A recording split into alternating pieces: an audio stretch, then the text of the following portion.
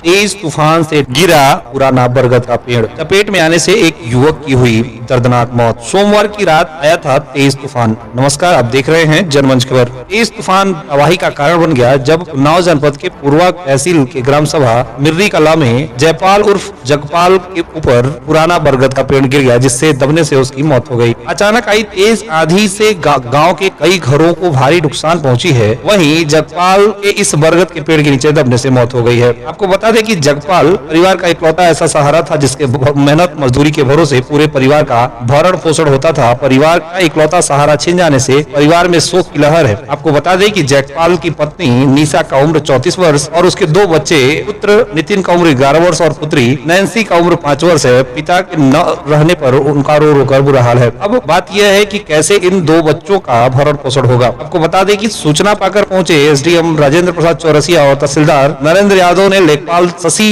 बिंदु राणा समेत ग्राम पंचायत प्रधान धुन्नर प्रसाद के साथ जयपाल के घर जाकर पीड़ित को सांत्वना प्रदान की और सरकार द्वारा मिलने वाले सरकारी सुविधाओं के बारे में बताया और हर संभव मदद दिलाने की बात कही। देखना यह होगा कि सरकार इस पीड़ित परिवार की क्या मदद करती है। दुर्घटना से कई घरों को भी नुकसान पहुंची है। पेड़ की शाखाएं टूटी हैं। आप देख सकते हैं कि बिजली के खंभे और ट्रांसफार्मर को भी काफी नुकसान हुआ है। ग्राम सभा मिर्री कला में यह बरगद का पेड़ काफी पुराना था, जिसके नीचे दबने से युवक की मौत हो गई। जनमंच खबर के लिए उन्नाव से धर्मेंद्र कुमार की रिपोर्ट।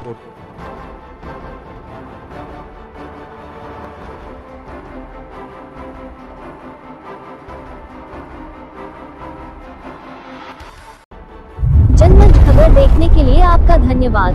हमारे YouTube चैनल को सब्सक्राइब करें, Facebook और Instagram पर फॉलो करें तथा कमेंट में अपनी राय अवश्य दें। धन्यवाद।